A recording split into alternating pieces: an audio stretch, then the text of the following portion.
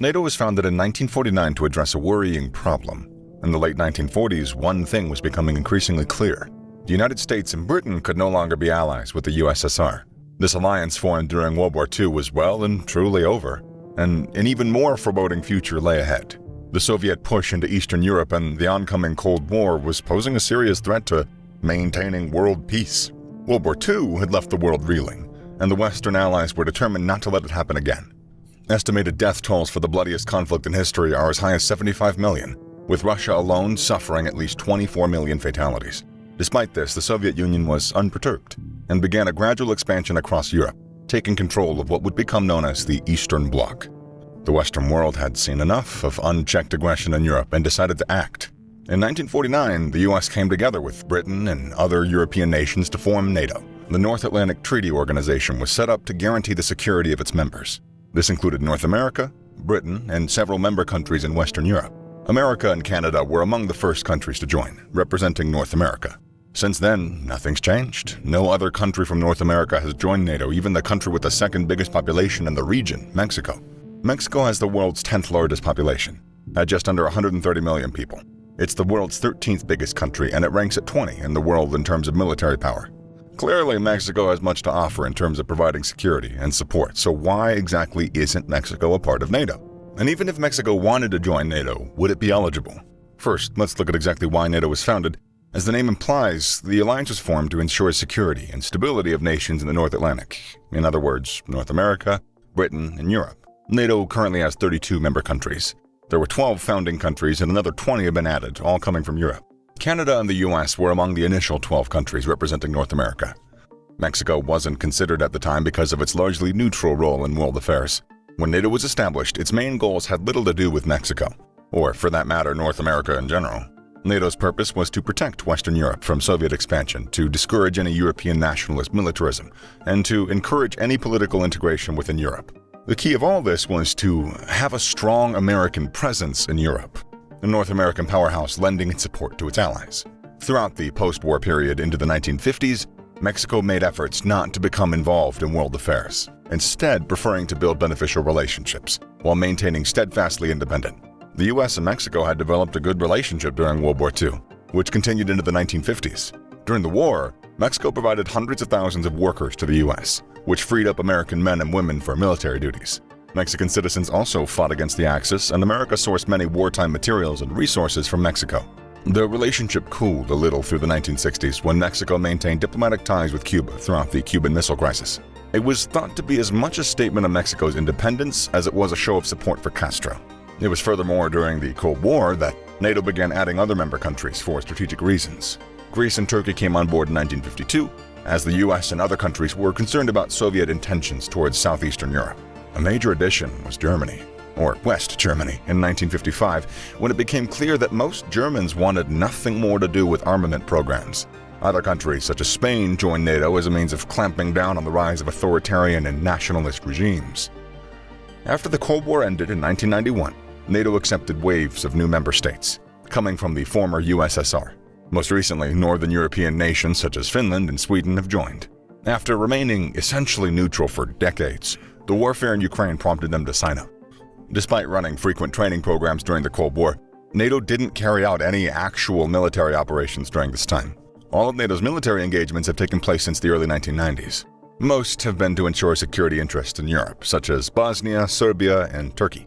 NATO has also deployed forces at the request of the United Nations for peacekeeping operations outside Europe, in areas such as Afghanistan and Syria.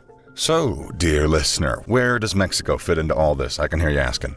Well, up until now, at least, it doesn't.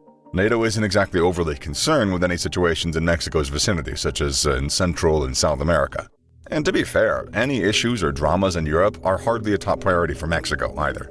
Since its inception, NATO has received ample North American support from the US and Canada, both militaristic and political. Even though Mexico has a large pool of military resources to call upon, NATO hasn't seen the need for more support. Of course, the extra backup could come in handy. The conflict in Ukraine has put most of Europe on high alert, and the need to be fully prepared for any unseen escalations hasn't been this urgent since the Cold War. This is where Mexico could certainly step in and provide armed support if needed. What then if Mexico wanted to join NATO?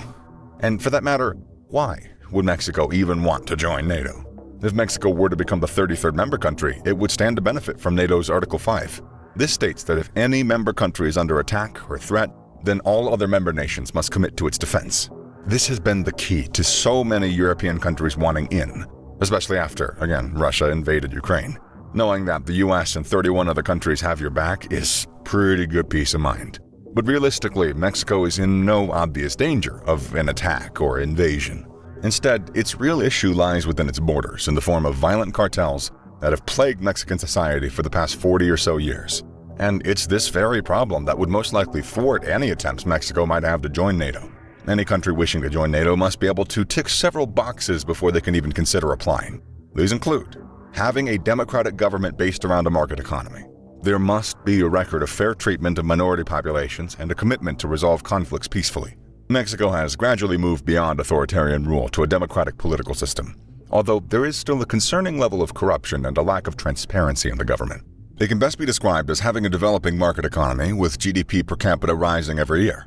But all of this counts for nothing against Mexico's ongoing headache of violent organized crime. Cartels and left-wing groups have terrorized Mexican citizens and police for several decades, becoming increasingly powerful and brazen.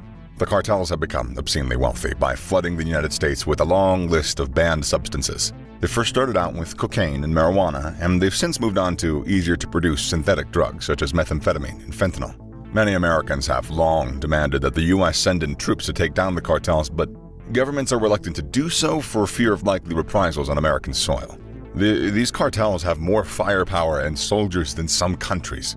They also control large numbers of law enforcement officers and politicians on both sides of the border, so until Mexico finds a way to somehow eliminate the cartels, NATO's unlikely to come knocking on the door. And even if Mexico were to take care of its domestic issues, there's still the matter of NATO's Article 10 to get past. Article 10 clearly states that membership is open to any European state in a position to further the principles of this treaty and to contribute to the security of the North Atlantic area. The key word here being European. On top of that, an applicant country must gain approval from every existing member country, and there's the matter of defense spending. All NATO countries are expected to spend at least 2% of their annual GDP on defense. Mexico currently roughly allocates 0.5% of its budget on defense, and most of that goes towards combating the cartels. This rules Mexico out on all counts. NATO has made it clear that it's very much a North Atlantic alliance. Even highly developed non-European countries such as Japan, Brazil, India, and Australia are basically ineligible to join NATO. Mexico's better off focusing on its own backyard.